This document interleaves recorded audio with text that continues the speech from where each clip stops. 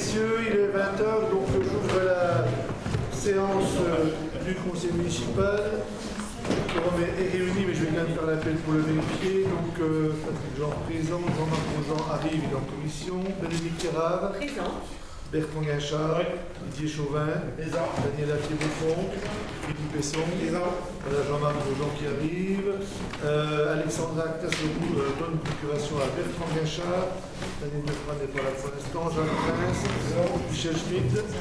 Marielle est absente, Muriel Ludot n'est pas là pour l'instant, Valérie Petit non plus, Valérie Jacquet me donne procuration, Corinne Gabelli, Patrick Bédouret, Cécile Tine, Hervé Laurence n'est pas là pour l'instant, Arnaud Bavrel, Romuald Vivot, Annelise Baguet, Pierre-Yves Frelet, Anthony Gauthier, Émile Apercé n'est pas là, Dominique Bavrel, Nathalie Besson, Gérard Boinet, Martine Robartolet, Julien Coulet, Gilles Frenot est absent de notre procuration à Gérard Boinet, Xavier Moïse et Julie Duquesne.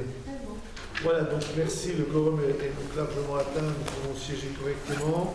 On va savoir s'il y a un ou une volontaire pour assurer le secrétariat, sachant que les derniers ont été assurés par Didier Chauvin, Jean-Marc Grosan et Pierre-Yves Frelet. Y a-t-il un ou une volontaire? Oui. Pierre-Yves Frelet, pas d'opposition, pas d'abstention. Eh bien, je te remercie.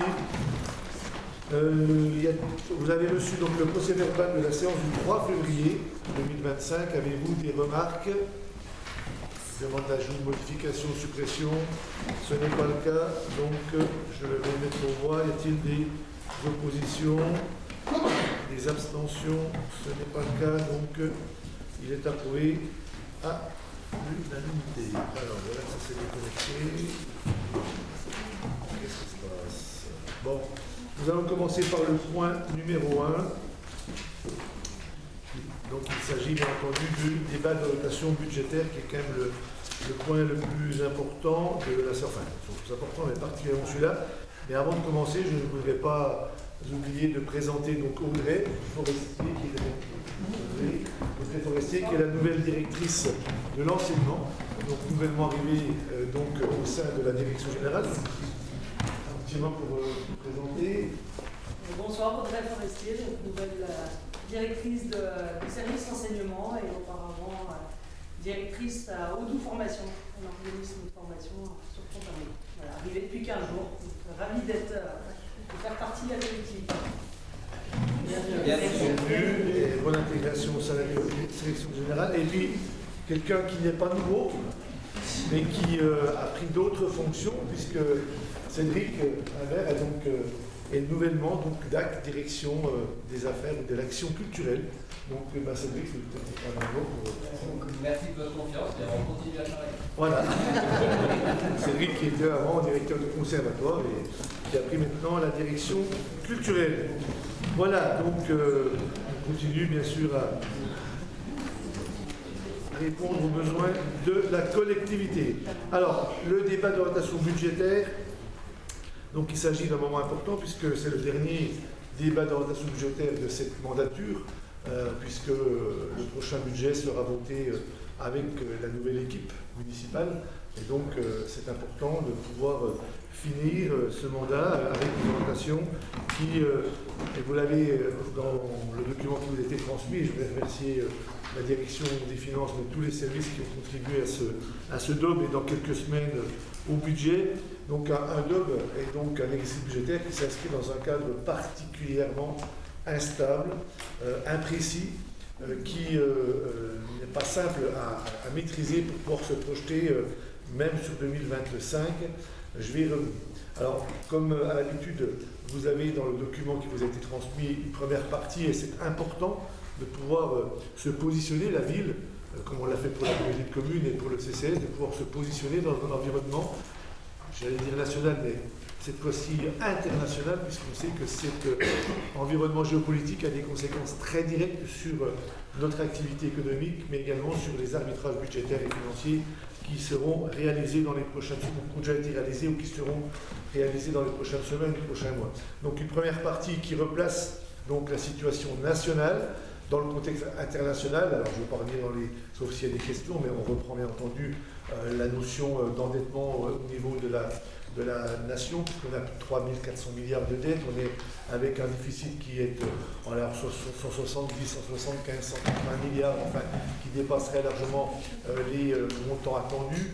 On est dans un contexte où les principaux ratios sont, entre guillemets, très, très sensibles et très fragiles au niveau national, ce qui a amené donc le gouvernement à proposer, l'État a proposé donc un certain nombre de mesures, et on descend à l'échelon, je dirais, collectivité locale en général, et on reviendra sur Pontarlier après, donc mesures visant à ce que chacune et chacun contribue au redressement des comptes de la nation. C'est comme cela qu'on l'indique.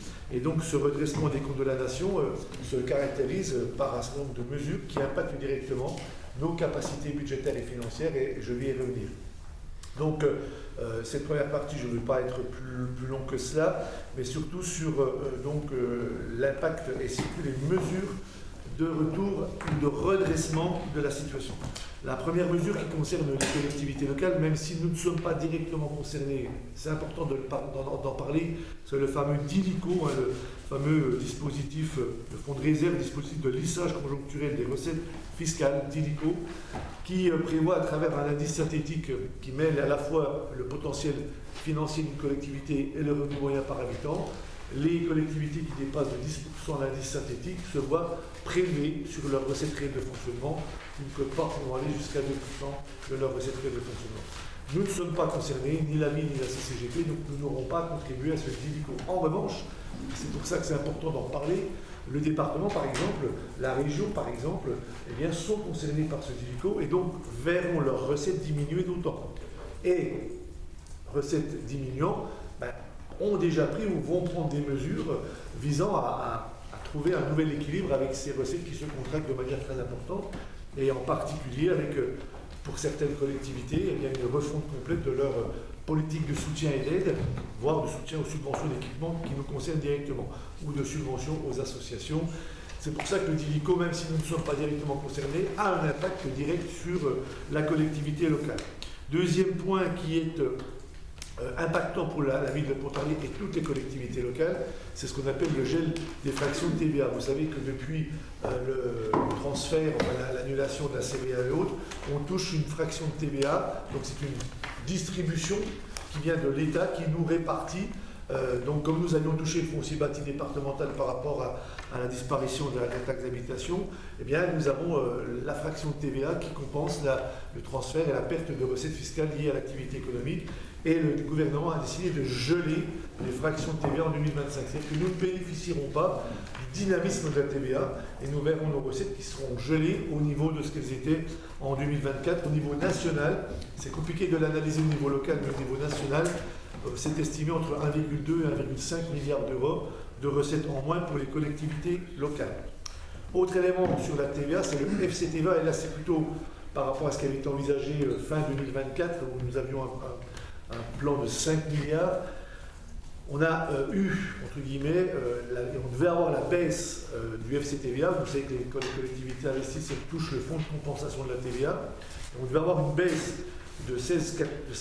Le FCTVA est toujours à 16,4%. Il devait passer à 14,85%. Donc là, c'était à nouveau une baisse de recettes, là, cette fois des recettes d'investissement.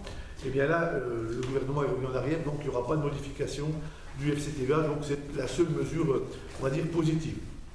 Et il y a aussi et surtout, parce que ça impacte directement la section de fonctionnement de toutes les collectivités, vous l'avez certainement vu en détaillant le document qui vous a été transmis, nous avons la première année d'application de l'augmentation des cotisations à la CNRACL, Caisse nationale de retraite des agents des collectivités locales. Et donc nous allons avoir 12% à payer, répartis en 4 ans, 3% par an. 3% en 25, 3% en 26, 3% en 27, 3% en 28. Ce qui fait que pour le budget 2028, la ville de Pontarlier, comme toutes les collectivités, verra sa contribution à la CNRACL augmenter de 12%. Globalement, en 2028, c'est quasiment 500 000 euros que la ville de Pontarlier devra, entre guillemets, payer, sans aucune contrepartie bien entendu, et donc une dépense de fonctionnement qui vient impacter directement la capacité de fonctionnement de la collectivité. Pour 2025, vous l'avez certainement vu dans le document, on estime à 119 000 euros le coût de la CNRACL. Donc tout cela, bien entendu, est un élément qui, entre guillemets, modifie la capacité donc, de la collectivité à équilibrer sa section de fonctionnement. Nous avons autre mesure que nous avons pris en compte dans le débat d'orientation budgétaire, c'est le gel de la DGF, la principale dotation concernant les collectivités, la DGF dotation globale de fonctionnement. Eh bien, nous avons un gel, même si nous avons une variation à la hausse, parce que la DGF est constituée de 3 dotations principales, la dotation forfaitaire, la dotation de solidarité urbaine et la dotation de solidarité rurale. Mais c'est une enveloppe fermée. Donc quand on fait varier à l'intérieur, ben on fait varier un à la hausse, ça veut dire qu'on fait varier l'autre à la baisse. Donc nous aurons, nous bénéficions de la dotation de solidarité rurale, pas de la DSU, donc pas de la solidarité urbaine. Et donc il devrait y avoir une petite augmentation de la DSR, mais comme ça se fera en compensation par une baisse des autres, on devra avoir, en particulier sur les fonds de compensation, une baisse. Donc on est parti sur le double, plutôt sur un gel de la DGF. On aura connaissance du montant définitif de la DGF, donc fin du mois de mars. Donc voilà pour la DGF. Ensuite, nous avons, ça n'impacte pas directement le budget ou le DOP 2025 de la ville de Pontarlier, mais une modification des règles d'attribution des subventions d'équipement de la DETR. Les collectivités locales bénéficient de 3 subventions d'équipement principales. La DETR, dotation d'équipement des territoires ruraux, la DECIL, dotation de soutien à l'investissement local, et puis le fonds vert. Le fonds vert va passer de 2,5 milliards à 750 millions entre 2024 et 2025. Ça veut dire qu'on divise par 3 globalement la capacité d'intervention de l'État sur nos investissements fonds verts. Donc, comme on divise par 3 le montant, on va avoir de plus en plus de difficultés à obtenir des subventions d'équipement, ou si on en obtient, elles seront beaucoup moins importantes que ce qu'on avait pu avoir en 2023 et surtout en 2024. Sur la DETR et la DECIL, il ne devrait pas y avoir, j'étais encore ce matin en réunion avec une des directions de concentré de l'État, elle n'a encore pas reçu son budget. Même si le budget de l'État est voté, elle n'a pas reçu son budget au niveau départemental.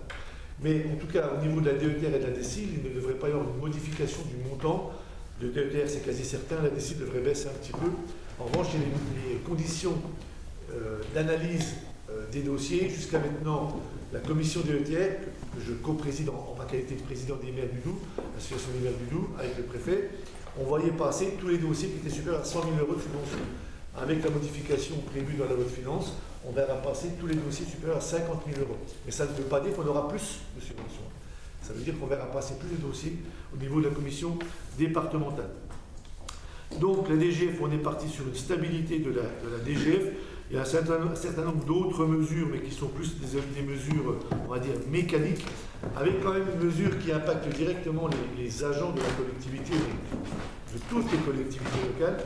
C'est le fait que la loi de finances prévoit une baisse du taux d'indemnisation, donc des arrêts maladie dans la fonction publique, puisqu'on passerait un taux d'indemnisation à 90%, alors qu'aujourd'hui, les agents touchaient l'intégralité de leur traitement pendant 3 mois.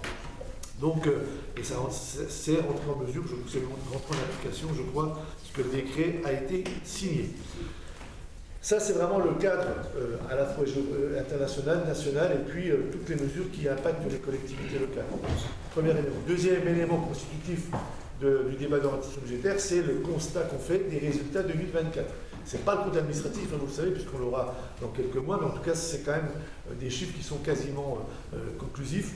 Et en tout cas, c'est sur ces chiffres-là qu'on a construit le débat d'orientation budgétaire. Vous le voyez, le résultat de fonctionnement, le résultat de clôture, est un résultat de clôture qui reste bénéficiaire, puisqu'on ressort avec un résultat de clôture de plus 4,8 millions d'euros. Donc, on va voir le verre à moitié plein, ça reste largement excédentaire, donc c'est bien. Mais quand on analyse un peu plus finement la constitution de ce résultat, on voit qu'on a perdu 1 million entre 2023 et 2024. Et donc ça veut dire que ce fameux effet de ciseau dont on parle régulièrement entre l'augmentation des recettes de fonctionnement et l'augmentation des dépenses de fonctionnement, s'est accentué en 2024. Et même si nous avons un résultat excédentaire, c'est une très bonne chose, nous avons quand même un résultat excédentaire qui est essentiellement constitué du report des exercices précédents. Et sur l'analyse de l'exercice actuel, on a un résultat annuel qui est à 1 961 000, alors qu'il était à 2 900 000 l'année dernière. Donc on perd 1 million de résultats annuels sur l'année 2024.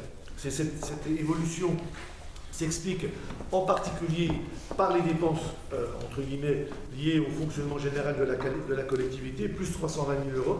Donc ce sont tous les contrats de maintenance, les contrats d'assurance, tout ce qui concerne le coût des fournitures, l'énergie, même si elle est moins chère qu'avant, elle est toujours beaucoup plus chère qu'en 2021-22. Donc on continue à payer ce delta sur le 0,11 avec plus 5% d'augmentation. On a plus 10% sur les dépenses de ressources humaines qui s'expliquent par toutes les mesures qui s'imposent à nous, telles que l'augmentation de 3,5% du point d'indice qui avait eu lieu en juillet 2023, donc qui n'avait impacté que sur 6 mois le budget 2023, mais qui a impacté sur 12 mois le budget 2024. On a les 5 points d'indice qui ont été mis en œuvre pour tous les fonctionnaires au 1er janvier 2024 et qui ont donc porté effet sur l'ensemble de l'année. On a ce qu'on appelle le GVT, le glissement vieillesse technicité, qui là est un effet mécanique de l'ancienneté des agents, et à chaque modification de niveau, il y a une prise de quelques points, et quelques points que multiplie une valeur du point qui elle-même augmente, fait que, il y a une augmentation, mécanique. Ça, ce sont les mesures, je dirais, extérieures, exogènes, qu'on ne maîtrise pas. Et puis, il y a des mesures que nous avons prises et que nous devons assumer, qui rentrent dans ce million. Et ces mesures, c'est par exemple, en 2024, je vous avais proposé, et vous l'aviez voté, je crois que c'était à l'unanimité dans les 3 collectivités, une mesure d'accompagnement vie chère. Et donc, nous avions voté une prime vie chère pour l'ensemble des agents pour, entre guillemets, contrarier ou permettre aux agents d'absorber, si je puis dire, l'inflation qui, vous savez, était montée à plus de 7% en 2023 et plus de 4,5% en 2024. Donc cette prime vie chère, ce n'était pas obligatoire qu'on la prenne, on l'a pris, donc on doit l'assumer en 2024. Ça explique une partie du million. On a aussi eu une politique. Par exemple, alors ce n'est pas le cas puisque c'est sur 2025, mais on a une politique, vous le savez, bien sûr, de comblement des postes vacants. Et donc nous avons eu en 2024 beaucoup de postes vacants, et en particulier de postes de direction, et c'est une très belle chose. Ça veut dire que la collectivité devient attractive, puisque quasiment maintenant, il ne manque plus qu'un poste au CCAS, et puis là, c'est tout. Les autres postes de direction sont tous couverts aujourd'hui. Et on en a couvert à peu près 3 ou 4 en 2024, qui n'étaient donc pas couverts en 2023. Enfin, ça explique le différentiel. Voilà. Donc, tout cela, donc on devra avoir moins d'embauches, j'espère, en tout cas au niveau des directions. J'espère qu'ils resteront stables, les directeurs et directrices. Mais en tout cas, cela explique la variation d'1 million. On a aussi des charges de gestion courante de 180 000 €. Et puis des charges financières, là c'est plutôt la bonne nouvelle, qui restent stables, plus 16 000 €. Pourquoi ? Parce que nous avons une bonne trésorerie, la collectivité a une bonne trésorerie, donc nous n'avons pas eu besoin de tirer un emprunt en 2024, et donc nous n'avons pas de charges financières supplémentaires qui détériorerait le résultat, l'excédent, enfin le résultat donc, de l'exercice. Voilà les principales explications qui donnent un sens à ce moins 1 million. Ça veut dire que nous devons, on le dit chaque année, nous devons être particulièrement vigilants parce que nos leviers, et ça a été une orientation que j'ai donnée au service sur de l'aide de cadrage, c'était de dire qu'il faut que nous maîtrisions essentiellement les 2 chapitres 0,11, c'est toutes les dépenses quotidiennes de la collectivité, et le 0,12, ce sont toutes les dépenses qui sont liées au personnel, aux ressources humaines. Donc il faut qu'on arrive à maîtriser ces 2 enveloppes, et donc vous verrez dans le DOM, on a réussi à les maîtriser partiellement, et en tout cas, je remercie les directions pour les efforts qu'elles ont réalisés pour trouver des sources d'économie. Tout cela fait que donc ce résultat permet d'affecter après vous savez qu'on doit affecter les résultats à couvrir l'ensemble des reports, ils sont à près de 3 millions pour l'investissement, donc on doit obligatoirement couvrir ces reports par l'excédent constaté, donc on reporte les 3 millions par de l'excédent qui est pris, et puis il nous reste, après avoir couvert le déficit en termes de section d'investissement, il nous reste donc 1 764 968,12 € pour, c'est notre autofinancement 2024 à disposition du budget 2025. Voilà donc comment on a pu construire, en termes de recettes, bien entendu, entre le contexte national, les mesures qui chargent la collectivité, qui font des dépenses supplémentaires, plus le résultat constaté, l'affectation des reports et autres, nous permet de dégager, j'arrondis, 1 800 000 € d'excédent, d'autofinancement pour 2025. Vous voyez aussi que, c'est la page 41 du document nous avons toujours, et ça c'est quelque chose de très important, y compris pour l'avenir, nous avons toujours des ratios d'endettement qui sont très bons. Vous voyez, nous sommes avec un endettement sur l'épargne brute à 2 ans. Ça veut dire que notre épargne brute, si on devrait mobiliser 2 années d'épargne brute pour compenser le remboursement du capital de la dette, ce qui est un très bon ratio. Je rappelle que les collectivités locales, en dessous de 12 ans, sont en bonne situation. Entre 12 et 15, il commence à y avoir un peu de... Voilà, il faut vérifier. Enfin, au-delà de 15, c'est pas bon. On est à 2, et vous avez vu, dans le doc que nous présente, on en reparlera dans quelques instants, mais on va augmenter, mais c'est si nous tirions 100% de l'emprunt, ce qui n'est quasiment jamais le cas. Donc nous avons la chance d'avoir un ratio d'endettement qui est bon, et ça c'est consécutif aux différents exercices précédents et à la gestion que nous avons eue du budget de la ville depuis des années. Donc ça nous permet donc d'envisager, entre guillemets, malgré tout, un DOB, et je l'exprimerai au moment du budget, mais un DOB qui se veut malgré tout tourné vers l'avenir, qui se veut toujours porteur d'investissements structurels pour la collectivité pour garder son attractivité, parce que si une collectivité n'investit plus, elle perd de l'attractivité, mais tout en cherchant des économies internes de fonctionnement sans détériorer le service rendu au public, au pluriel. C'est un peu la quadrature du cercle qu'on a essayé de construire dans ce DOB et qu'on finalisera lors du BP. Mais vous le voyez, donc, on arrivera à présenter comme un DOB avec de l'investissement important sur 2025. On a le tableau sur l'évolution de l'épargne nette, ça retraduit cette perte d'1 million et cette détérioration, entre guillemets, par rapport à la variation des dépenses et des recettes. Ça, c'est pour le budget principal. Pour les budgets annexes, donc il y a un simple commentaire, c'est qu'on a eu une bonne année, une bonne gestion du budget bois et forêt, puisqu'on ressort avec un résultat de clôture à plus 378 000 €. Dans le contexte actuel, c'est un très bon résultat. Donc on a des mois, même si l'année dernière on avait baissé de 40% le cubage abattu et qu'on était à quasiment que du 100% de chablis ou du bois sec ou du bois bosqueché, les bois verts qu'on vend se vendent bien, dans de très bonne qualité, ce qui nous permet d'avoir un résultat de culture qui est bénéficiaire, excédentaire, et donc ce qui nous permettra, vous l'avez peut-être vu dans le doc, de pouvoir reverser du budget annexe bois et forêt sur le budget principal près de 85 000 € qui viendront alimenter le budget principal de la ville de Pont-Paris. Donc une bonne tenue du budget bois et forêt. Donc je ne veux pas être beaucoup plus long sur ce budget annexe. Voilà. Sur le budget location immobilière, il y a 0, donc je ne vais pas. Voilà. Et sur le restaurant municipal également, donc 0. Donc il n'y a pas de commentaire à faire particulièrement. Ça, c'était pour poser le cadre qui nous permet maintenant de présenter au nom du groupe majoritaire donc, les orientations budgétaires 2025 du dernier budget plein, si je puis dire, année pleine du mandat. Donc on est cohérent, on est, je dirais, dans la droite ligne de ce qu'on a présenté en 2019 pendant la campagne, de ce qu'on a affirmé et affiché en programme et en projet de mandat depuis 2020. C'est un projet qui est durable, solidaire et dynamique. Donc durable, c'est qu'on va accentuer, accélérer la mise en place du SDIE avec un volet en particulier maîtrise dans les dépenses d'énergie et puis qu'on soit dans lutte contre... on est pour la sobriété énergétique de nos bâtiments, mais aussi sur la consommation d'eau, tout ça, sur les voiries, les moyens de déplacement, tout cela fait partie du volet durable de ce DOB. Solidaire parce que malgré le contexte difficile en section de fonctionnement en particulier, vous l'avez vu dans le DOB, nous ne baisserons pas les subventions, ce qui n'est pas le cas de tout le monde, loin de là, et nous proposons de maintenir au même niveau l'ensemble des subventions aux associations, mais également, et c'est important, au CCAS. On l'a vu toujours au conseil d'administration avec le DOB du CCAS. Bien évidemment, la solidarité se traduit par le financement du CCAS, par le budget principal de la ville. On ne faillira pas à nos engagements sur la petite enfance, sur le grand âge et puis sur l'accompagnement tout au long de la vie des différents événements que nous pouvons rencontrer. Et puis dynamique, parce que là aussi, à travers bien sûr les investissements, le niveau d'investissement qui alimente, on le rappelle, le circuit économique local, mais également l'événementiel en particulier, qui est un signe, je dirais, de dynamisme et d'attractivité pour la collectivité. Vous le savez, 2025 va être une année, 2024 et les précédentes avaient déjà été des années très chargées, 2025 va l'être aussi particulièrement avec la fête interculturelle, avec les 10 ans de la Ponta Beach, avec les grands estivales, avec le Super Comice, avec la Haute Foire et bien entendu avec le Tour de France. Une année où on parlera de Pontarlier et du Houdou, et c'est quelque chose d'important parce que ça amène aussi de l'activité commerciale sur la ville et sur l'ensemble de la communauté de communes du Grand Pontarlier.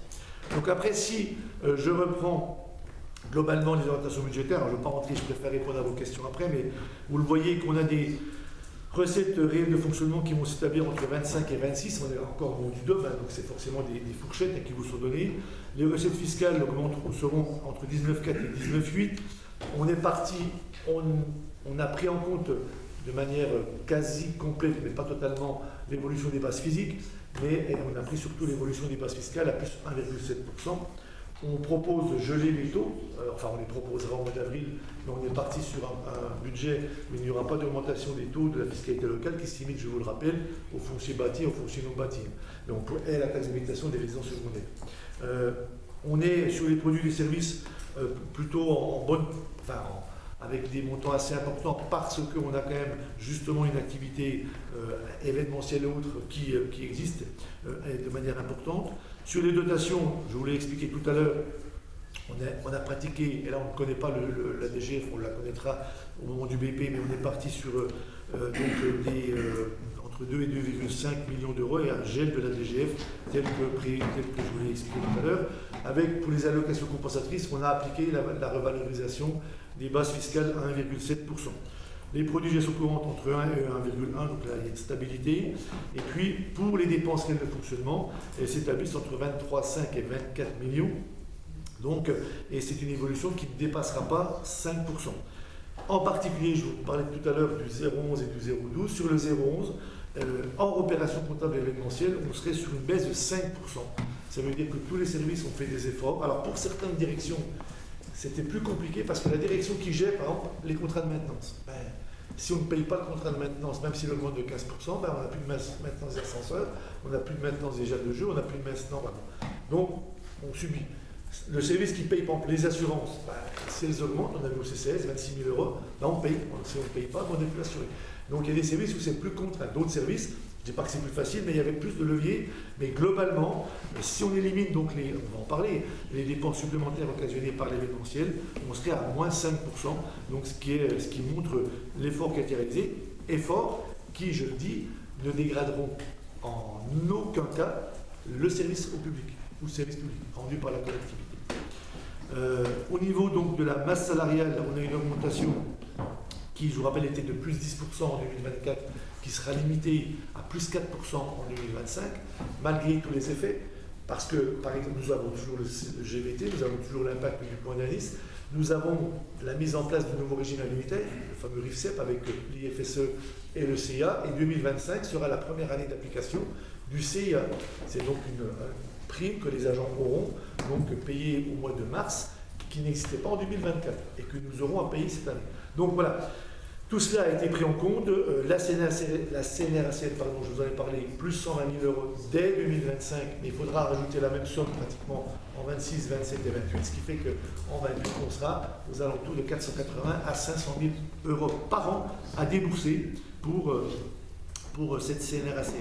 Sur les charges de gestion courantes, en fait là, elle augmente fortement de 15%, mais en fait c'est uniquement lié à au lancement effectif, et ça c'est une belle chose, de l'Agora des Remparts, puisque c'est une contribution qu'on va payer pour lancer la concession d'aménagement.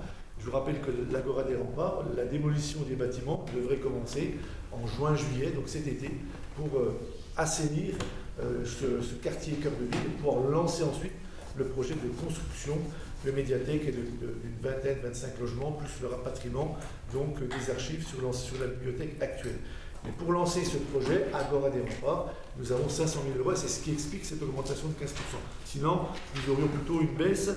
Et puis nous avons les frais financiers qui, eux, baissent.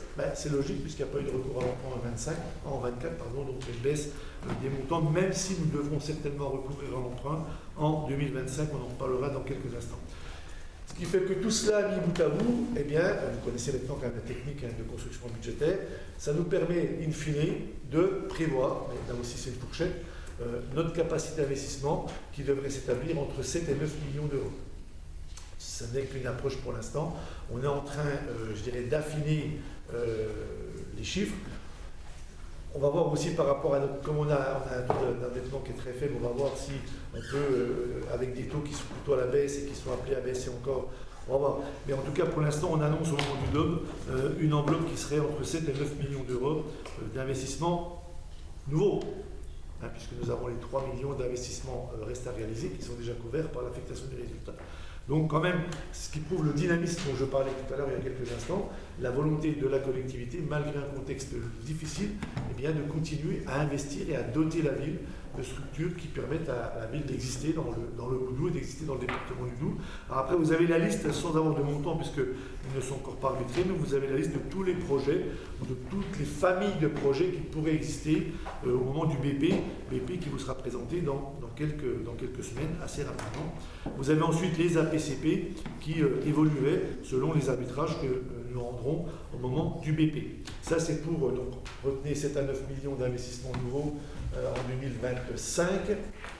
Et puis, donc pour le budget principal. Pour les budgets annexes, pour le budget bois et forêt, on a un budget qui va être stable entre 400 et 450 000 euros, ajusté au programme de vente de bois, et ça devrait permettre de pouvoir financer 100% des investissements nécessaires, d'une part à la valorisation de la forêt, valorisation ouverture au public, aussi valorisation espace public, mais aussi valorisation économique de la forêt.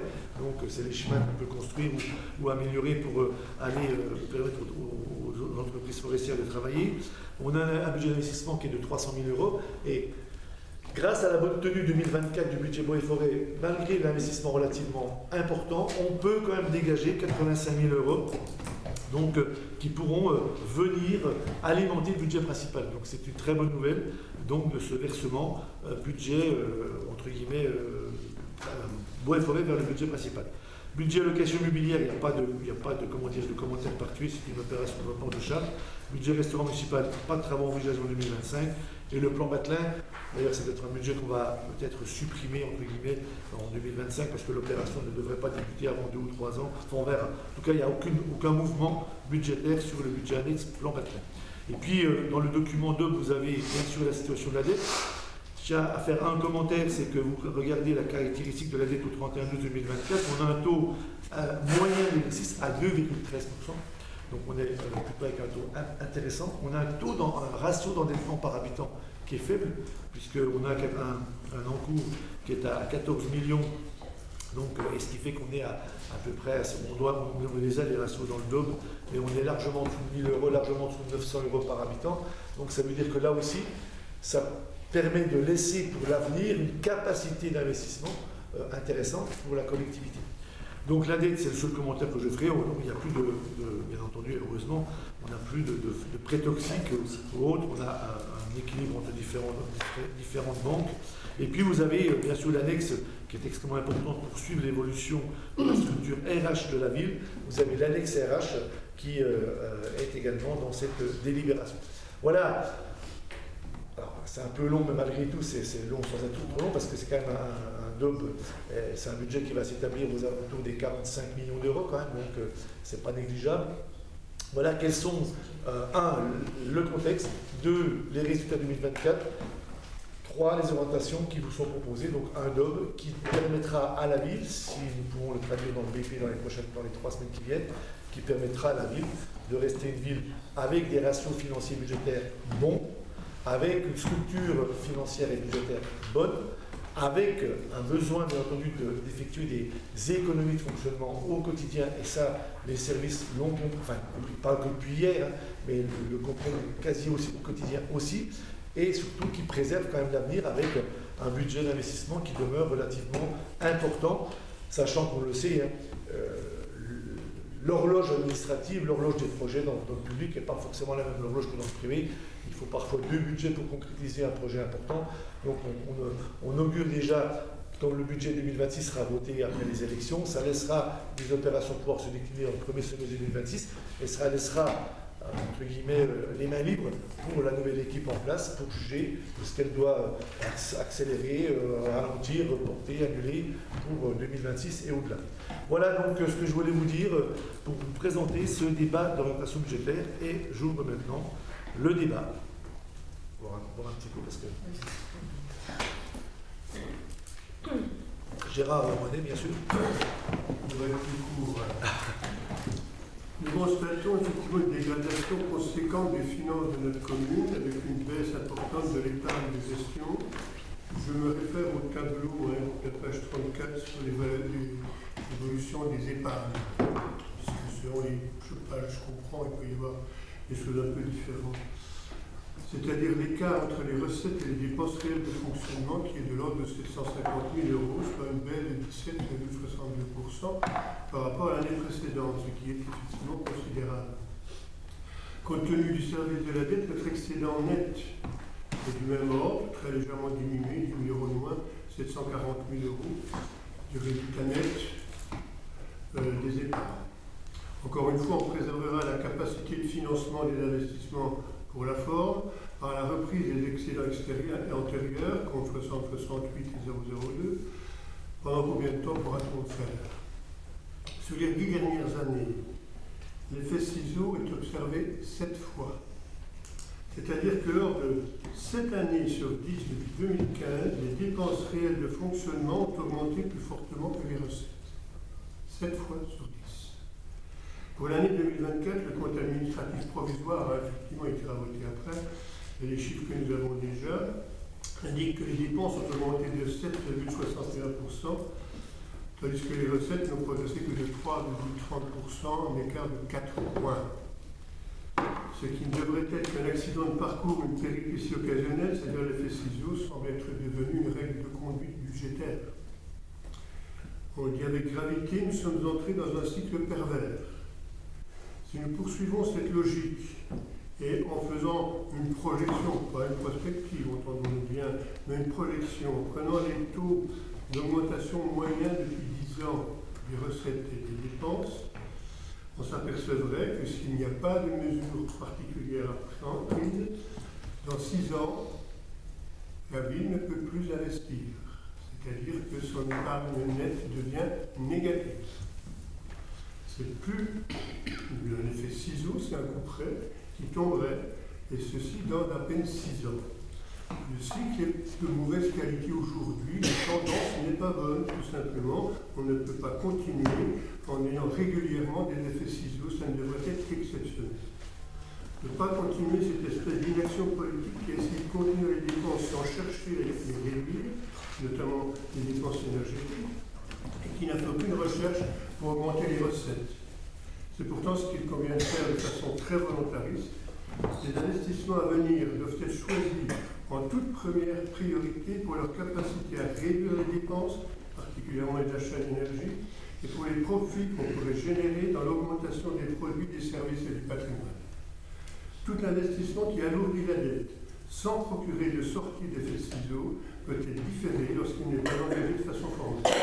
Il faut sortir de ce cycle pervers au plus vite et en ne comptant que sur nous-mêmes. Le programme d'investissement qui nous est proposé ne va que très très faiblement dans ce sens.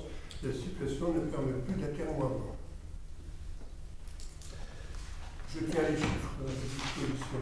Ah non, mais il n'y a pas de problème. Je partage. Vous répétez ce que j'ai dit. Non, je n'ai pas parlé d'effet ciseaux. J'ai pas parlé d'effet ciseaux. Enfin, j'en ai parlé au moins 4 fois. Attendez, Gérard, non, peut-être pas exagérer. Au contraire, j'ai dit que ça ne faisait que confirmer les effets ciseaux constatés depuis des années. Donc, voilà. J'ai même précisé 1 million d'euros de perte. Donc, ne dites pas que je n'ai pas parlé, au contraire. Je vais être en totale transparence. Faut pas faire très attention à ce que vous dites, Gérard. Donc, en revanche, moi je veux bien, mais vous avez entièrement raison. On le dit tous les ans. Sauf que nous n'avons aucune maîtrise des dépenses. Puisque la charge même de structure du fonctionnement de la ville de Pontarlier, c'est essentiellement 15 millions d'euros de masse salariale. 15 millions d'euros, c'est la principale dépense. Donc moi je veux bien qu'on joue, entre guillemets, sur les économies, mais les économies où? Est-ce que je ferme la bibliothèque? Est-ce que je ferme la piscine? Est-ce que j'arrête il n'y a plus de policiers municipaux? Est-ce que je diminue les ATSEM dans les écoles? Est-ce que je diminue l'accueil du pôle citoyenneté? Est-ce que je diminue les heures d'ouverture des maisons de quartier? Est-ce que je diminue de 20% les subventions aux associations? Donnez-moi des exemples. Dites-moi. Dépenses énergétiques. Non, mais attendez, ça c'est... Mais si on avait commencé en 2011, Gérard, s'il vous plaît, c'est pas aussi simple que ce que vous voulez bien dire. C'est pas aussi simple que ce que vous voulez dire. Politique. C'est pas aussi... On les a pris... c'est votre leitmotiv, vous n'avez que ça. Mais c'est pas ça qui va faire, ce n'est pas ça, ce n'est pas ça, ce n'est pas ça. Dites-moi où je supprime des emplois. J'ai pas dit ça. Ah la merde. Donc ce n'est pas, Gérard, c'est une utopie, c'est vraiment la poudre aux yeux. Il faut intervenir sur les dépenses d'énergie, bien évidemment.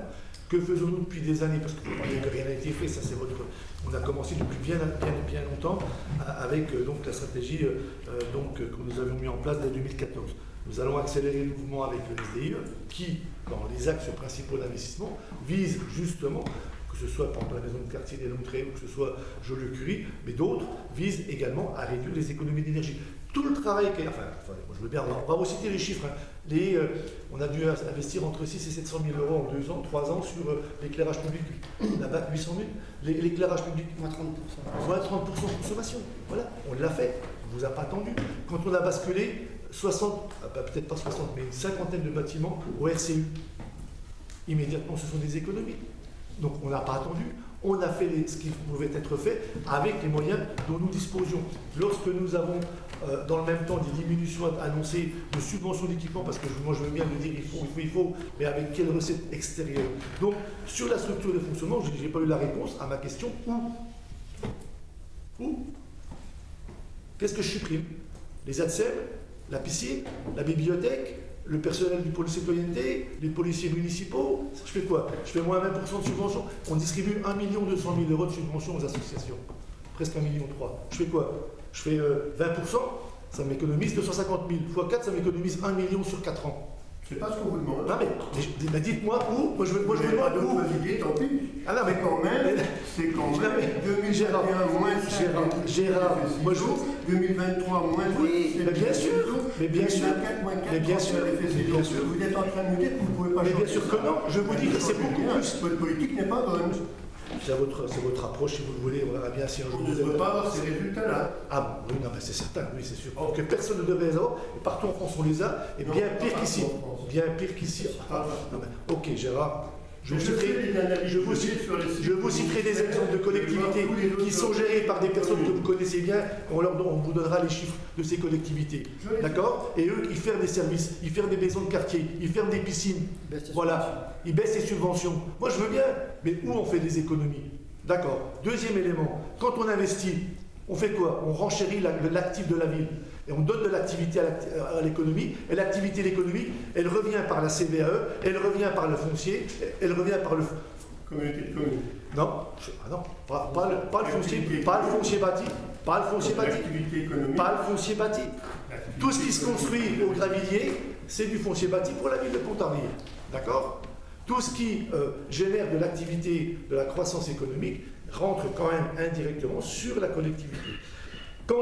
Et ça donne surtout de l'activité aux entreprises locales. Et ça maintient l'emploi. Donc moi je veux bien qu'on donne des leçons en disant, on le constate cet effet ciseau. Mais est-ce que j'ai la moyen de ne pas augmenter les agents de 3,5% au 1er juillet? Non. Est-ce que j'ai les moyens de ne pas mettre 5 points d'indice à tout le monde sans qu'on me demande rien? Enfin, on ne demande à rien à personne au 1er janvier 2024? Non. Est-ce que j'ai la possibilité de ne pas mettre en place le RIFSEP? Non. Est-ce que j'ai la possibilité de ne pas augmenter les agents par le GVT? Non. Est-ce que j'ai la possibilité de refuser le transfert de compétences et de gestion des cartes d'identité? Non. Des passeports? Non. Du droit d'urbanisme? Non. Voilà. Donc moi je veux bien. Vous êtes le premier à le contester, ça. Et vous êtes le premier à dire que l'État transfère ses compétences et ses charges sur le dos des collectivités sans compenser ces charges.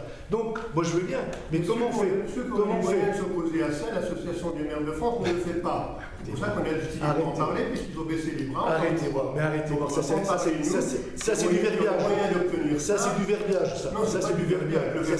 Vos collègues politiques à l'Assemblée nationale sont les premiers qui s'opposent à ce qu'on vient de dire.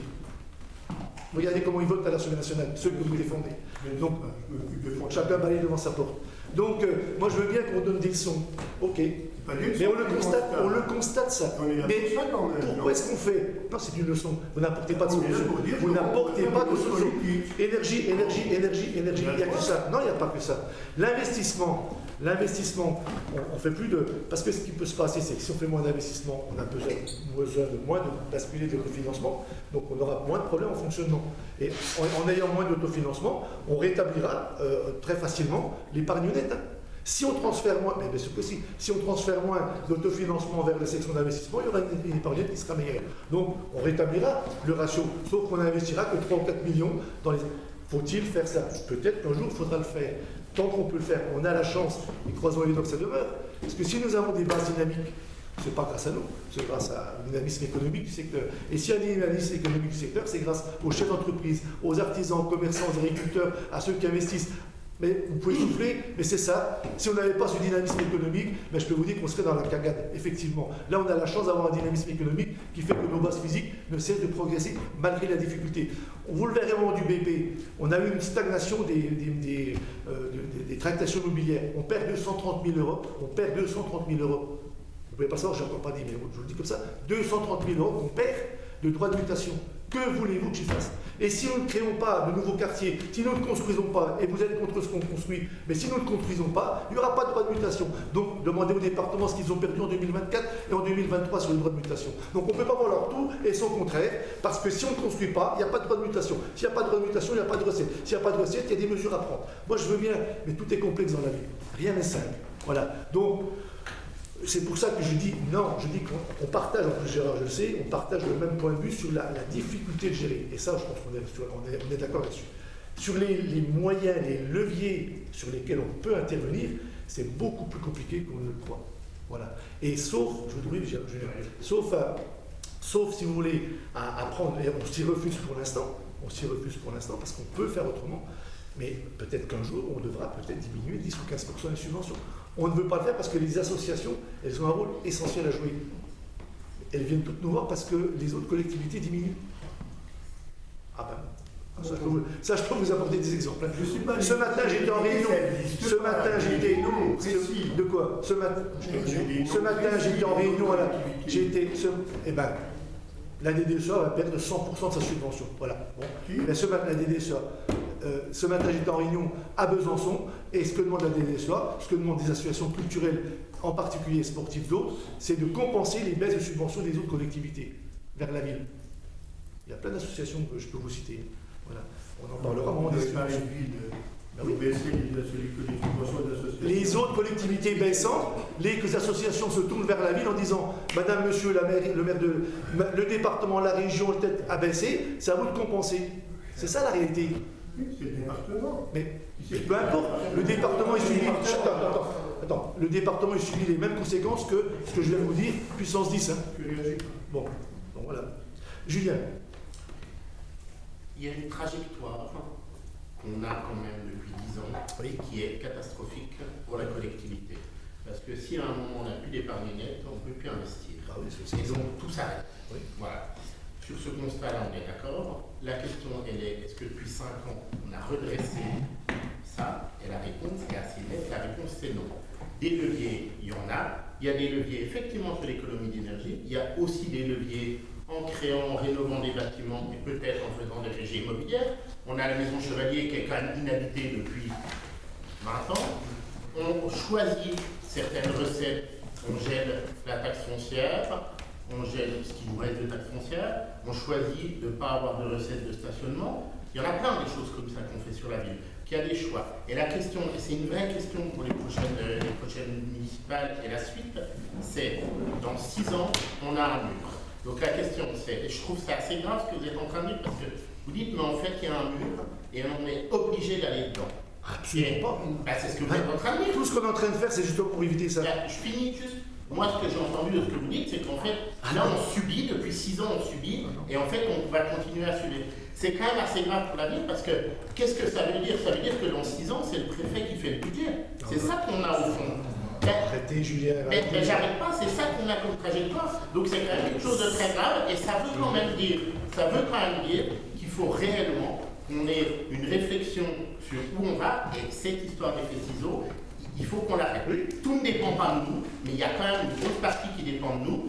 Il y a des investissements qui n'ont pas été faits. Vous parlez de la rénovation des bâtiments, on va commencer le SDIE maintenant, on l'a un peu commencé. Le fonds vert qui tombe, ça va nous coûter très cher, ça va nous coûter beaucoup plus cher que ça nous aurait coûté avant. On a un taux d'endettement qui est très bas, parce que ça fait des années qu'on réalise que on va être gentil, 70% des investissements qu'on met dans le budget. Oui, et on en met 9 millions. Oui, c'est normal, puisqu'on dit qu'on le fait sur 2 budgets des projets. Heureusement, parce qu'il faut, mais je veux dire, il y a une règle comptable et budgétaire, il faut avoir inscrit la dépense pour pouvoir le. Oui. Donc voilà, tout simplement ça. Enfin, je ne veux pas vous apprendre Je vous votre parle du métier, non mais réalisé, voilà. hein, je vous parle pas Mais ça ne veut pas dire que ce qui est non réalisé n'est pas engagé. Attention.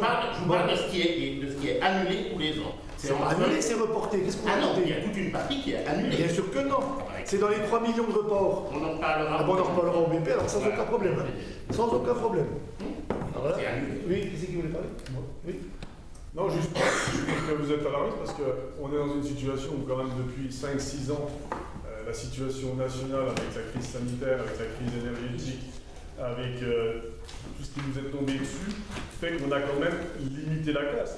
Et votre droit dans le mur et votre budget préparé par le préfet, il n'arrivera que si on continue sur cette voie-là et on continue à nous en remettre plus sur les collectivités, où on nous en demande toujours de plus en plus. Alors déjà, on peut avoir un espoir, c'est que ça ne continue pas sur ce rythme-là. Où là, je suis d'accord avec vous, si l'État continue sur ce rythme-là, ça va être compliqué pour les collectivités, mais pas seulement pour la ville de Pontarlier, qui, à mon avis, est dans celles qui sont les mieux gérées et qui, aujourd'hui, font moins de sacrifices pour les citoyens. Parce que n'oublions pas quand même que c'est les citoyens, c'est les habitants de Pontarlier, qui ont gardé le même service, qui ont gardé les mêmes services publics, les associations qui ont gardé les mêmes subventions, les entreprises qui ont toujours été soutenues.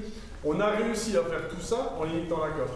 On peut regarder aussi le verre à moitié plein en disant, malgré tout ça, on a quand même aujourd'hui encore 2 millions de résultats nets, même si je suis d'accord avec l'effet de ciseaux, même si je suis d'accord qu'il faut être très attentif à ça, mais on a quand même, par une bonne gestion, réussi à préserver cette capacité pour l'année prochaine, pour l'année 2025, de financement, d'investissement.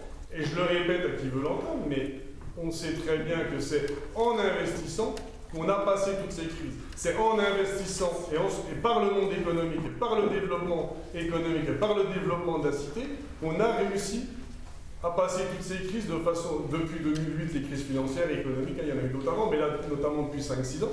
C'est grâce à tout ça qu'on a... Donc, le choix, il est clair, politique.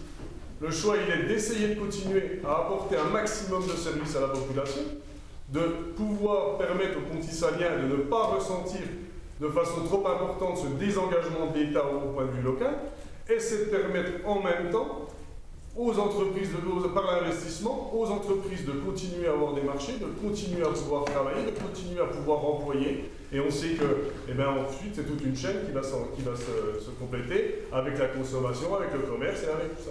Donc, soyons aussi pas complètement négatifs, soyons un petit peu positifs en disant que malgré tout cela, on est resté à un niveau qui est plus qu'acceptable, je crois.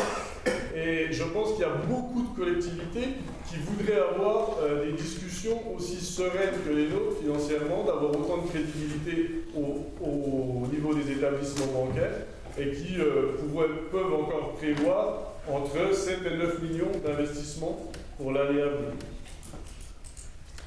D'autres demandes de parole?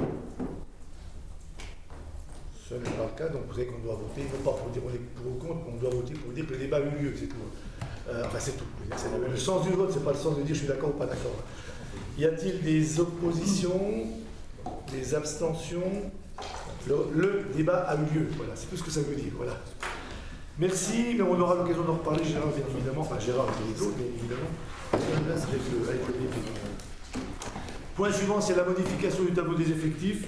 Donc là, vous avez, comme habituellement, par exemple, on a le recrutement à la direction des affaires culturelles, la direction de la citoyenneté, la direction éducation jeunesse, et puis voirie, espace public, ainsi que l'ensemble des saisonniers. Ce sont tous les mouvements du tableau des effectifs nécessaires à pouvoir justement répondre aux attentes de nos services et de la population. Avez-vous des questions à poser sur ce tableau des effectifs? Ce n'est pas le cas, je vous remercie. Y a-t-il des oppositions, des abstentions, unanimité, je vous remercie. Le PAT, Jean-Marc? Oui, donc, charte d'engagement. Oui, donc à l'automne dernier, la communauté de communes a validé un document qui s'appelle la charte d'engagement des partenaires pour le projet alimentaire territorial, qui bénéficie depuis l'été dernier d'un plan d'action dédié. Et le but, c'est d'apporter un soutien à la CCGP, donc de tous les partenaires qui sont en lien avec ce PAT pour apporter plus de force aux demandes de subventions, aux demandes de projets, d'accompagnement des différents partenaires.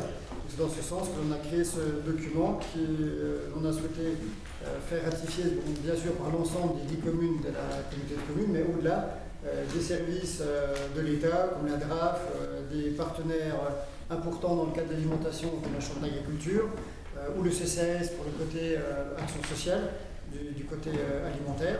Donc voilà, ce document voilà, est proposé à une vingtaine de structures, collectivités ou associations également, pour donner de l'élan au plan d'action du projet alimentaire territorial qui a été validé l'été dernier. Donc la commission n'ayant pas lieu physiquement, les élus ont donné leur avis par mail. À l'unanimité, on a approuvé le fait que la demande que la ville signe cette charte. Merci. Y a-t-il des questions? Oui, Julien. Oui, une remarque quand même, parce qu'un peu pris par l'urgence, effectivement, lors de la consultation par mail le 19 février, nos deux représentants ont donné leur accord. Donc on ne s'opposera pas à cela, mais on fait quand même remarquer que depuis le 19 février, il y avait largement moyen comme le règlement intérieur du conseil municipal l'impose, de réunir une commission qui pouvait ne pas se limiter simplement à une seule délibération. Les commissions ne sont pas uniquement des chambres d'enregistrement avant le conseil municipal. Ça serait bien que cela soit respecté aussi et que l'opposition ne soit pas méprisée de ce point de vue-là. Donc je veux rappeler qu'encore une fois, on va accepter ça, que c'est vraiment la dernière. Il y avait largement moyen de réunir une commission. Il y avait d'autres sujets qui pouvaient être traités sans obligatoirement qu'il y ait une délibération. Si vous ne considérez que ça ne sert qu'à ça, nous n'y avons plus du tout. Alors, vous saurez, pour les membres qui font partie de la commission, c'est que les commissions durent entre 2 et 3 heures, parce qu'on prend le temps d'échanger en profondeur sur tous les sujets. On finit en entre 1 heure et 2 heures. Donc le droit de la parole, le droit d'échange sur tous les sujets, il est fait. On a eu une commission il y a encore quelques heures de cela. On a passé plus d'1 heure et demie pour délibérer sur les subventions pour des montants très minimes. Mais par principe, on s'est attaché à travailler en profondeur sur tous les dossiers. À chaque commission, je prends moins 30 minutes pour vous parler de tous les sujets annexes qui ne nécessitent pas délibération, comme les travaux sur les modes 12, plus les sujets traités en commission de développement durable CCGP, parce qu'il y a des sujets qui peuvent s'interpeller. Moi, élu, je suis également des fois en attente de délibération des services. Et quand on est pris par le timing l'agenda par exemple des commissions, et bien la commission qui était prévue, quand il se retrouve qu'il n'y a qu'un point urgent à valider, en tout cas urgent du point de vue CCGP pour ne pas retarder trop le fait que les 20 partenaires puissent remplir le PAT, on a proposé de faire une consultation par mail pour ce simple point qui ne nécessite quasiment pas de débat sur le fond. Le PAT a déjà été présenté largement lors de l'année dernière, notamment lors de l'élaboration du plan d'action. Donc certes, c'est une méthode qui, sur la forme, je peux vous comprendre, mais le but, c'était de ne pas attendre la commission qui a eu lieu ce soir, donc à peine 1 mois après la consultation qui a été faite dernièrement par mail. Sinon, on aurait pu attendre également, sinon, 1 mois de plus. Mais le but, c'est de ne pas retarder les sujets qui seront prêts à passer en conseil. Après, sur la remarque de fond, je partage. Les commissions ne sont pas là que pour faire de l'enregistrement, je suis d'accord avec vous. Mais après, il y a parfois des contraintes. C'est ce qu'on nous dit. Oui, mais parfois il y a des contraintes que vous connaissez. Enfin voilà. Puis comme on veut vraiment respecter ce délai de 5 jours francs, enfin qui est un peu contraignant aussi, on a une nouvelle règle maintenant qui nous impose, vous savez, à envoyer 12 jours avant pour le budget. Enfin, c'est ce qu'amène la commission lundi. Enfin, ça devient compliqué. Mais sur le fond, voilà. Que par ailleurs, il est arrivé à plusieurs reprises de déroger au règlement lorsque oui, bien sûr. Et vous l'avez joué, vous. Du 19 février au 17 mars, c'est quasiment 1 mois, il y avait moyen de réunir une commission. Donc, on prend votre remarque en compte. Y a-t-il des oppositions, des abstentions? Ce n'est pas le cas d'unanimité. Je vais laisser la parole à Bénédicte et je vais sortir. C'est le mandat spécial.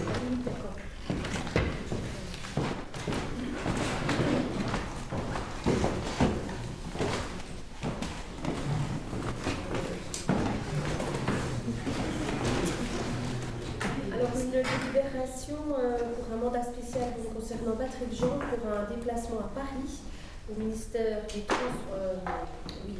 de l'Agriculture pour rencontrer aussi monsieur le ministre du Transport, notamment sur les dossiers ferroviaires. Donc ces frais fonctionnent sur la même grille tarifaire que nous utilisons et que nous avons voté.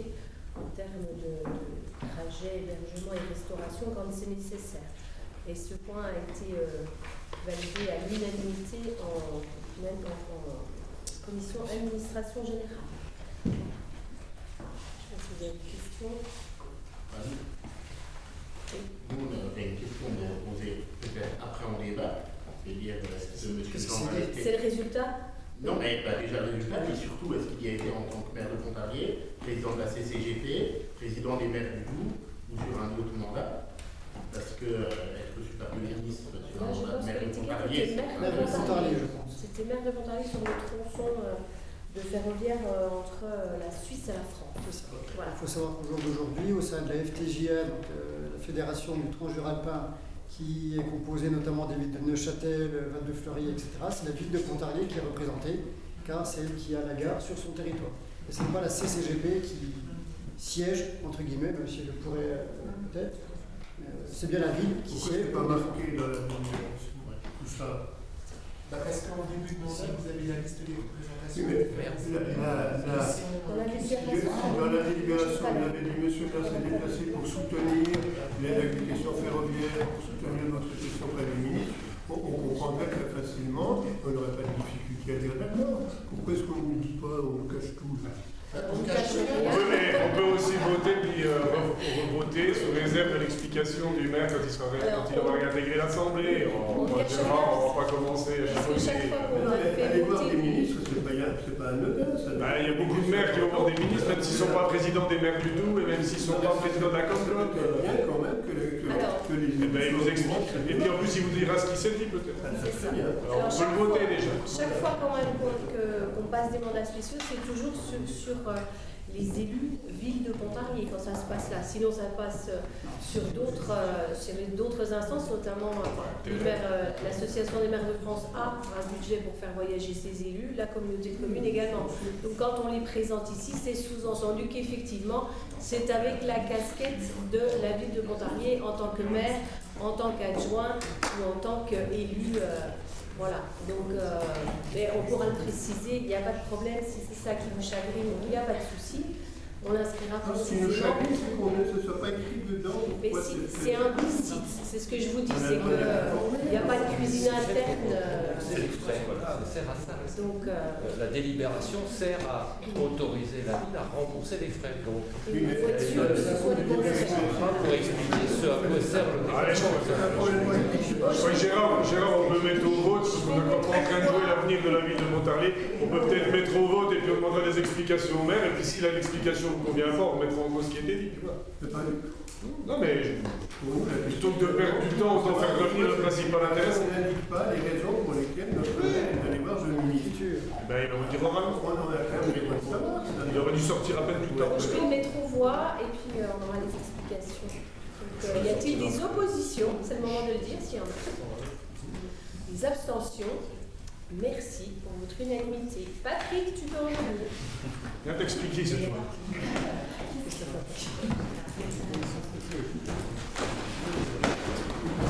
C'est arrivé. Il y a un vif débat sur la casquette. La mère de Pontarlier. Quelle casquette? Moi, je suis allé faire des courses. Non mais franchement, avoir un débat comme ça, franchement, où est-ce qu'on en est là? Si je suis allé rencontrer le ministre des Transports, c'est sur ma demande, en tant que maire de Pontarlier, membre de la FTJA, d'accord? Fédération du Transjuralpin, qui défend depuis maintenant 25 ans, on a été les premiers adhérents, qui défend les relations entre la Suisse et la France par une des trois portes qui a été validée par un accord gouvernemental inter-État dans les années 80, porte du nord par Bâle-Mulhouse, Zurich, porte du sud par Genève et porte du centre par le Jura, et donc par Franck-Pontarlier. Et si je suis allé rencontrer le ministre à ma demande, c'est pour défendre un dossier extrêmement important. Et c'est bien en tant que maire de Pontarlier, ça n'a rien à voir, j'entends, voilà, rien à voir avec les maires, je ne sais quoi, ou la CCGP, c'est maire de Pontarlier, garde de Frane, membre de la FTJA en tant que commune de Pontarlier, pour dire au ministre des Transports que si nous n'avons pas un soutien de l'État français et de la Confédération helvétique pour supporter les charges de l'infrastructure ferroviaire, je vous rappelle que depuis quelques semaines, le train a à peu près 3 minutes de modifier de 3 minutes son arrivée, puisqu'ils doivent ralentir leur vitesse de croisière, si je puis dire, en particulier au pied du château de Joux. Et que nous avons un coût estimé entre 30 et 40 millions d'euros de travaux pour refaire la voie ferrée, pour permettre au train de voler à la vitesse normale. Et que si l'État français et l'État suisse n'interviennent pas, eh bien rien ne sera fait. Et là, donc dans les 3 à 5 ans qui viennent, on va avoir à peu près 10 minutes de retard, enfin il y aura beaucoup de retard, qui remettra en question la relation avec le TGV qui vient de Lausanne pour Paris. Ça veut dire qu'il n'y aura plus d'intérêt pour les Neuchâtelois de prendre le train pour aller chercher le Lyria à Frane. S'il n'y a plus les Neuchâtelois, il n'y a plus de raison que le Lyria s'arrête à Frane. Parce que le Lyria a essentiellement des gens qui viennent du Région Express, enfin du ex-Colibri, enfin ce qu'on finance là, qui monte à Frane. Donc c'est l'intérêt de la ville, parce que sinon ça fait un train loin, puis voilà, c'est l'intérêt du secteur, parce que si on n'a pas ce train qui est maintenu, alors ça ne va pas arriver dans les 6 mois ça, mais à terme c'est un risque pour Frane. Parce que l'Iria, ils vont faire une liaison Lausanne, Dijon, Paris.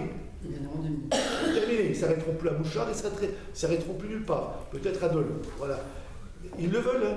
Ils le veulent. Ils le veulent. Ils l'ont déjà dit. Parce qu'ils ont déjà fait bifurquer. Je vous rappelle qu'on a perdu une liaison, une relation qui a bifurqué vers où? Vers Annemasse, ici par la ligne de Bellegarde. Voilà, pour arriver sur Genève, et c'est Genève-Lausanne après. Donc le risque, il est là. Et si j'ai demandé le rendez-vous, c'est pour aller essayer de motiver. Et l'opportunité, c'est que le ministre des Transports français a rencontré quelques jours avant, ça fait l'objet d'un article dans l'Est, a signé un accord diplomatique avec son homologue ministre suisse, et qu'il y a eu des réunions depuis, c'est pas grâce à moi, attention, mais depuis, il y a eu des réunions qui ont eu lieu au niveau, je dirais, diplomatique. Et j'espère, parce qu'il faut aussi que la région soit impliquée dans le coût de fonctionnement, c'est 2 millions d'euros que les collectivités financent pour avoir cette liaison. Depuis que l'IRIA, la SNCF et les CFF se sont retirés du financement qui s'est engagé à avoir lorsqu'on avait eu la suppression du TGV entre Paris et Berne via Frane-Pontarlier. Donc c'est pour ça que je suis allé à Paris, pour essayer de défendre la ville de Pontarlier, mais pas que la ville de Pontarlier, essayer de défendre le Haut-Doubs et essayer de défendre cette porte, c'est une des 3 portes entre la France et la Suisse qui est le Jura. Voilà. Et si on perd ça, on perd tout, parce qu'on n'a pas d'autre ligne, nous. On n'a pas d'autre ligne. Voilà. Notre question, c'est uniquement sur le fait que deviner ça dans la délibération, vu que c'est pas écrit dans le carrière, écrit dedans, c'est pas possible. Donc la question, c'est quel était l'objet, en fait. C'était juste ça, en fait. D'abord, l'objet, voilà. Par contre, là, je partage, on devrait être plus précis. On aurait été plus précis. Oui, parce que même si vous nous aviez averti par mail que je voulais rencontrer le ministre, on vous aurait dit, vous pouvez me dire qu'on est d'accord avec vous. Voilà. C'était pour ça.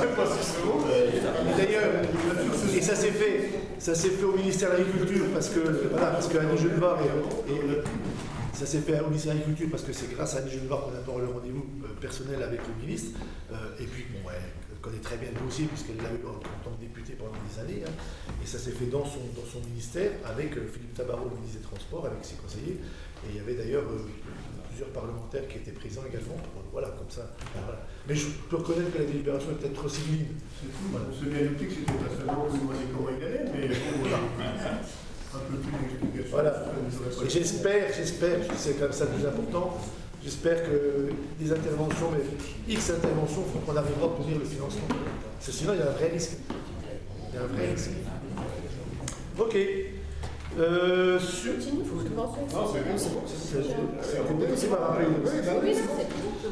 Subvention pour la banque alimentaire. Oui, donc c'est en raison de leur changement de camion, puisqu'ils étaient avec du matériel vieillissant et toujours en panne. Et donc l'idée, le besoin était de racheter un nouveau camion. Et donc les coûts étant assez importants, ils nous avaient démarché déjà avant leur volonté d'acheter le camion pour voir s'ils pourraient avoir des subventions de financeurs publics et privés, donc en démarchant différentes communautés de communes, villes, industries, artisans, etc., pour boucler leur budget. Donc le camion est à un coût de 57 000 €, puisqu'il a une partie aussi frigorifique et qu'il est acheté neuf. Et au regard d'une année de travail Et puis d'une année de commande, parce que le camion a mis longtemps à être fabriqué. Cette fois, nous arrivons au bout et donc nous avions acté de les accompagner comme à chaque fois les associations caritatives qui se lancent dans de l'investissement, que ce soit de locaux, d'équipements, etc., de donner un petit peu de pouce. Et donc, une subvention exceptionnelle à hauteur de 8 000 € vous est proposée pour contribuer en partie à l'investissement de ce nouveau camion qui rayonne sur l'ensemble du territoire pontisalien et du territoire de nos bassins de vie en allant jusque du côté de Morteau, Villars-le-Lac, Mèche, etc. Et donc de participer à cet achat. La commission d'administration en général a émis un avis favorable à l'unanimité lors de sa dernière séance. Merci. Et pour conforter ce que vient de dire Bénédicte, le pays du Haut-Doubs apporte également une subvention puisque la banque alimentaire intervient sur l'ensemble des 5 EPCI. Donc le pays du Haut-Doubs va également contribuer à hauteur de 6. Voilà. Et il y a des privés, tout à fait. Des privés. Ça, c'est... Y a-t-il des questions? Aucune opposition, abstention, aucune unanimité, je vous remercie. Merci Didier.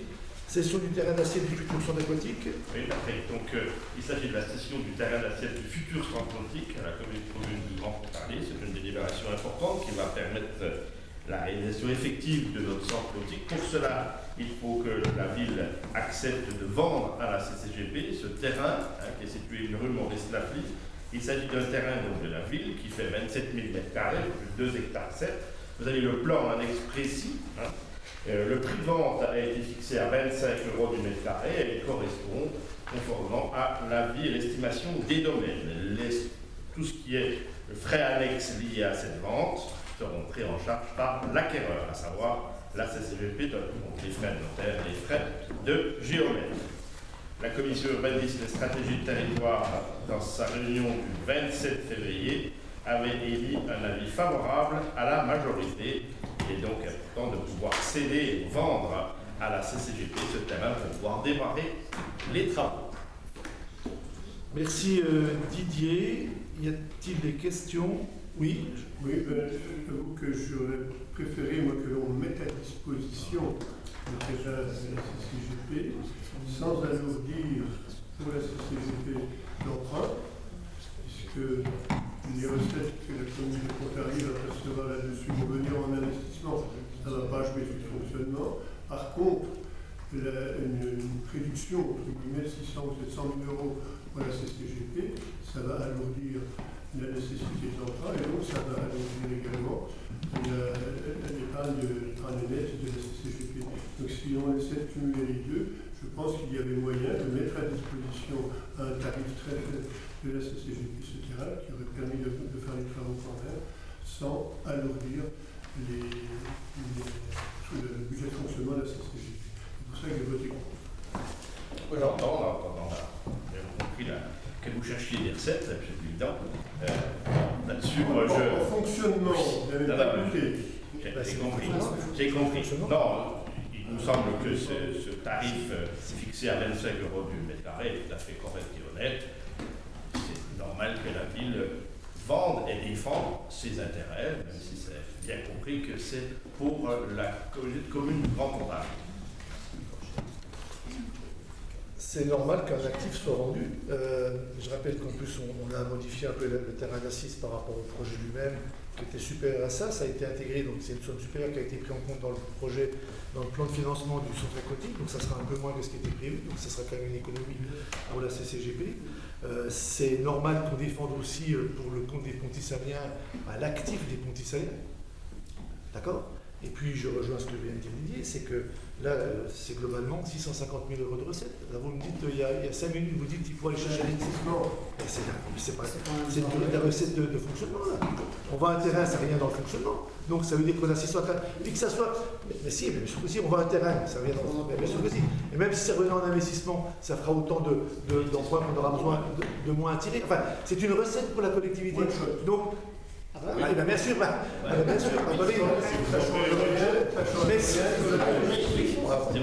bien sûr. Donc ça veut dire que quand on a des recettes exceptionnelles, il ne faut pas les prendre parce qu'elles sont exceptionnelles. Il faut être cohérent. Enfin bon. Ça pèse sur la CCGP quand il s'agit sur le ciment de la CCGP. Oui, ça a été intégré dans le. Ça change rien. Il paye sa part à hauteur de ce qu'elle doit payer. Voilà. Voilà. On peut avoir un avis. Et les Michel, on peut vous donner l'explication aussi. Et les Ponticaliens n'ont pas payé deux fois à ce La moment-là. minorité ne peut pas prendre la parole. Voilà. Faut pas. Ah bon, les Ponticaliens peuvent payer deux fois. Bah, ils sont contents de le savoir, c'est clair. Que vous êtes pour que les Ponticaliens payent deux fois. Ça, c'est bien, ça tient. Enfin voilà, c'est comme ça. Y a-t-il des oppositions? Une, deux, des abstentions? Une. Et donc, vote à la majorité. État des transactions foncières, donc c'est un état obligatoire. La réunion initiale, c'est simplement un constat, donc les transactions foncières pour l'année 24. Vous voyez donc la désignation des biens. On va de quelques euros de vente à un peu plus de 250 000 euros, me semble-t-il, pour les ventes de l'année 2024. C'est simplement un constat et une prise en compte pour le conseil municipal. Merci Didier. Y a-t-il des questions sur cet état? Là encore, j'ai oublié de dire, mais ça a été vu en commission urbanisme et approuvé à l'unanimité. Merci. Y a-t-il des oppositions? Des abstentions? Ce n'est pas le cas d'unanimité. Donc merci Didier. Daniela, carte passe pro. Donc oui, l'association de tourisme propose une carte qui s'appelle Passe Pro Tourisme à destination des professionnels du secteur tourisme au sein du département. Elle vise à permettre aux professionnels de mieux connaître les sites et les activités de loisirs. L'association sollicite la gratuité d'entrée au musée municipal de Pontarlier et en contrepartie, cette carte de tourisme est offerte au personnel du musée municipal. Pontarlier est déjà engagé dans ce partenariat. Il se convient donc de renouveler la convention 2023-2024 pour 2025-2026 et pour 2 ans. Enfin, avis favorable à l'unanimité lors de la dernière commission culture. Merci Daniela. Y a-t-il des questions? Aucune. Opposition, abstention, ce n'est pas le cas d'unanimité. Le désherbage, je veux dire annuel, habituel. Oui, donc comme toutes les bibliothèques publiques, la bibliothèque municipale doit procéder au retrait des fonds qui ne présentent plus ou peu d'intérêt pour les usagers. Les critères suivants sont le mauvais état du matériel, le contenu périmé obsolète et ou alors ne correspondant plus à la demande du public. Ces opérations intitulées désherbage ne concernent pas bien sûr les œuvres à caractère ancien, rare et précieux. Ces documents sont donc déclassés pour élimination. Ces œuvres déclassées peuvent faire l'objet de transferts à des bibliothèques ou des écoles, à des sessions à titre gratuit pour des associations des partenaires intéressés et à l'approvisionnement aussi à des caisses de book crossing, de livres qui voyagent et qui partagent le livre. Ceci, ça représente à peu près 55% et les 45%, c'est la destruction quand les documents sont irrécupérables. Ils sont transmis au syndicat mixte de Préval pour le recyclage. La campagne de désherbage 2025 comprend un ensemble de 4 397 exemplaires qui sont retirés en 2024 sur un fonds de 33 898 documents. Donc, avis favorable à l'unanimité dans la commission culture. Merci. Y a-t-il des questions? Je n'ai pas précisé qu'il va y avoir la braderie. Pardon? Ah oui. Une partie va être mise en braderie, va être vendue en braderie, ce qui est une excellente idée, je ne l'ai pas précisé. Ah oui, il y a un projet de braderie effectivement au printemps. Bonne idée. Oui, c'est une bonne idée. Oui, effectivement, on peut le rajouter. On note. On verra ce qu'on vendra, mais c'est une bonne idée. Il y en a déjà une partie que je vais acheter. Oui. Bien. Oui, Y a-t-il des oppositions? Des abstentions? Aucune, donc l'unanimité. L'UGEST, donc la remise. Oui, donc l'UGEST a organisé une exposition de construction Lego à l'espace Tourny le 26 et 27 octobre en 2024. Il y a eu 5504 visiteurs qui sont déplacés. La tarification était de 3 € pour les plus de 6 ans.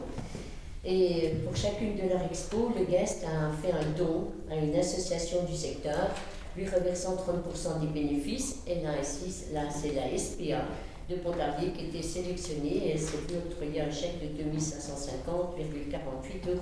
La ville de Pontarlier, désireuse de soutenir cette action, a proposé une remise exceptionnelle de 30% sur le coût de l'espace Tourny. Le montant demandé à l'UGEST pour l'organisation sera de 791 € sur 1130 € initialement prévus. favorable à l'unanimité lors de la dernière commission culture. Merci. Y a-t-il des questions?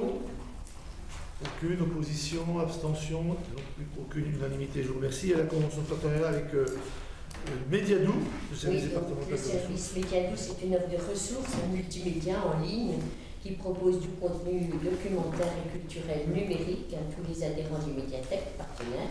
Il convient de renouveler cette convention de partenariat pour 2025. Elle établit les engagements de chaque partie comme suit. La ville de Pontarlier par la médiathèque verse une cotisation annuelle dont le montant est calculé au prorata du nombre d'habitants, soit pour Pontarlier un montant estimé à 2600 € TTC pour 2025. Elle participe à la promotion, au suivi et au contrôle de l'offre Mediadou. Elle participe aux réunions de la commission numérique départementale environ une fois par an. Le département, lui, par la médiathèque, met à disposition des adhérents toutes les ressources numériques qui sont liées au service Mediadou. Elle apporte également une aide de médiation en faveur de ce service, propose des actions de formation et organise et anime des réunions de la commission numérique avec les représentants des bibliothèques partenaires. Donc, avis favorable à l'unanimité de la dernière commission culture.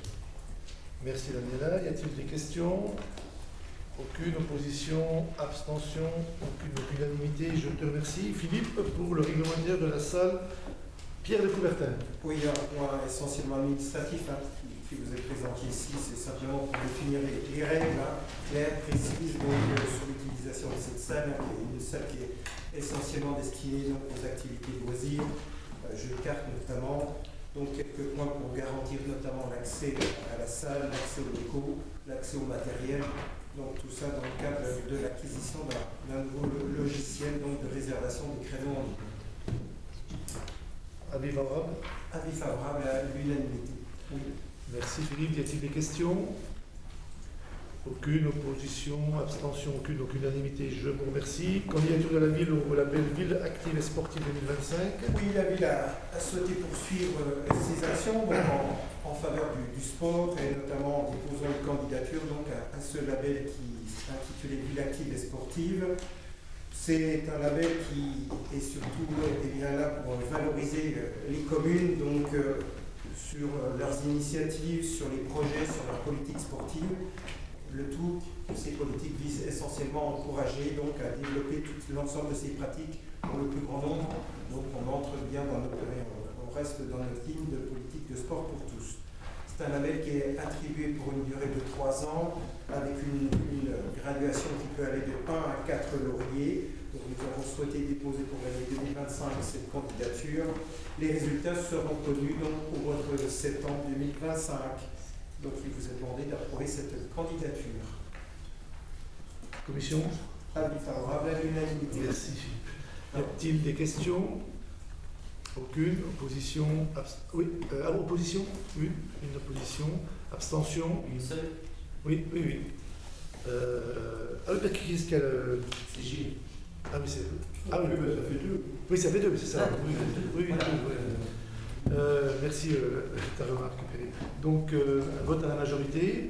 Et puis, ASO, Tour de France. Tour de France, vous le savez, la ville de Pontarlier a été retenue par la société Maurice Sport pour organiser l'arrivée de la 20e étape du Tour de France Nantua à Pontarlier, qui se déroulera le samedi 26 juillet.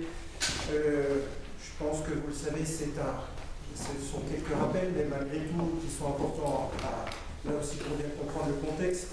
Donc c'est quand même l'événement, un des plus médiatisés au monde, puisque cet événement est quand même diffusé auprès de 190 pays. Il est suivi par quand même plus d'1 milliard de spectateurs. Et ça sera l'occasion pour notre ville de rayonner, valoriser son territoire, de renforcer son attractivité, sa visibilité. Donc ça sera aussi l'occasion d'offrir à nos Pontisaliens un spectacle exceptionnel, je pense, mais aussi de faire là aussi une grande fête. Ça devrait réunir et rassembler, je pense, un grand nombre d'associations, mais aussi de curieux et d'amateurs du sport vélo. Donc cette 20e étape, je le rappelle, traversera également 13 communes du Doubs, puisque le tour entrera par Salins et arrivera sur la ville de Pontarlier. Et afin d'officialiser donc bien cette convention doit être passée entre donc la ville, le département et ASO. Et à ce titre, puisqu'il y a eu un partenariat qui a été établi entre la ville et le département, ce qui va nous permettre de contribuer le département et la ville à hauteur donc d'une contribution financière chacun à hauteur de 70 000 € hors taxe, puisque le coût donc s'élève à 140 000, le ticket d'entrée est de 140 000 € hors taxe donc, pour pouvoir bénéficier de cette arrivée. Donc la commission sport là aussi a voté à l'unanimité donc l'approbation de la signature de cette convention entre le département ASO et la ville de Pontarlier. Merci beaucoup Philippe. Alors, on ne va pas reprendre tout ce qui a déjà été dit sur le Tour de France, mais c'est important. Ce partenariat qui a été mis en place avec le département pour cette épreuve majeure, comme l'a rappelé Philippe. Y a-t-il des questions? Aucune opposition? Oui, d'accord. Et donc, trois oppositions. Et donc, vote à la majorité. Je vous remercie. Merci Philippe. Alexandra n'étant pas là, je vais prendre la délibération concernant le mouvement de commande. Alors, il s'agit simplement, vous l'avez vu, on a fait face en 2024 à plusieurs difficultés concernant la distribution du RDVA, du rendez-vous animation. On a une explosion des coûts de distribution, toute boîte aux lettres, plus 70%, une explosion des coûts d'impression, plus 25%. Une distribution qui était plus que chaotique. Il y a eu donc une réflexion qui a été menée au sein de la commission communication relations publiques qui a abouti à la mise en œuvre dès le mois d'avril 2025, une mise à disposition hybride, si je puis dire, de ce rendez-vous animation, une partie qui sera imprimée, papier, à disposition de la population, sauf que ça ne sera plus distribution toute boîte aux lettres, mais ça sera à disposition à un certain nombre d'endroits, je dirais, importants, de passage, les mairies, les bibliothèques, la piscine, enfin là où il y a du monde qui passe, et puis autrement, bien entendu, une version améliorée numérique qui permettra d'avoir l'ensemble des manifestations, des événements, qui permettra aussi aux associations d'en bénéficier pour faire leur promotion et leur communication, leur information. On en a profité aussi pour justement répartir la charge entre la ville et la CCGP avec ce nouveau groupement de commande par rapport au RDVA, puisque le RDVA n'est pas à destination uniquement de la ville, mais bien des 10 communes de la CCGP. Voilà, c'est le fondement même de cette délibération avec ce marché pour l'impression du RDV animation, groupement de commande avec la communauté de communes du Grand Pontarlier. Avis favorable à l'unanimité de la commission du 22, je suis en train de chercher la date, du 24 février. Avis favorable à l'unanimité de la commission. Y a-t-il des questions? Aucune opposition, abstention, ce n'est pas le cas, donc l'unanimité. Daniel, d'ailleurs je m'excuse pour avoir il s'était excusé, je vous le dis, en début de séance, Daniel Defrane qui ne peut pas être là. Pierre-Yves, pour la délibération sur la forêt.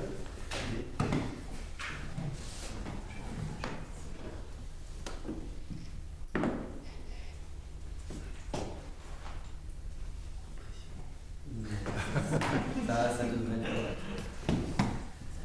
Donc, comme tous les ans, en fait, c'est l'ONF qui assure la surveillance du domaine forestier de la ville. Donc, là, il est proposé de renouveler sous forme de brigade VTT, de préciser. Il est proposé en fait au Conseil de renouveler une nouvelle fois cette opération de l'ONF pour assurer la sécurité, la communication auprès des administrés qui utilisent la forêt et qui s'y rendent. La commission patrimoine et forêt avait approuvé à l'unanimité lors de sa séance du 11 mars 2025. Merci Pierre-Yves. Y a-t-il des questions? C'est très et puis ça a des effets très positifs, donc c'est efficace. Y a-t-il des questions? Il est tout PV déjà, leur passage régulier fait que ça suffit. Y a-t-il des questions? Aucune. Opposition, abstention, ce n'est pas le cas, donc unanimité. Je vous remercie. Et puis vous avez comme dernière délibération le compte rendu des décisions prises depuis le dernier conseil municipal. Ces décisions amènent-elles de votre part des questions? Aucune question, donc on les considère comme importants, n'appelant aucun commentaire particulier au niveau de ces décisions. Cela clôt donc ce conseil municipal. Avez-vous des questions diverses? Oui. On souhaitait avoir des nouvelles du plan de circulation de stationnement. Oui, il va bien. Il est bien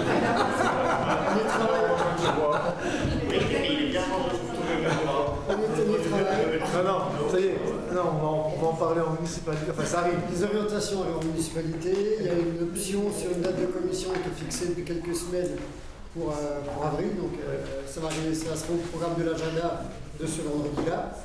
Comme on l'avait dit, on voulait travailler ça pour le printemps, donc en commission normalement au début avril, pour après mettre en forme et faire un retour à la population, comme ça a été indiqué lors de la consultation l'année dernière. Les services ont travaillé avec Jean-Marc comme pilote en tant qu'élu, mais pas que, Didier bien sûr, pour proposer des choses par rapport au panel de propositions qui avaient été faites. Voilà, donc ça sera, il y aura un travail de commission, il y aura un travail de présentation au conseil municipal avant l'été, comme on l'avait promis de le faire. Voilà. Enfin, pris l'engagement là-dessus. Voilà. Pas d'autres questions?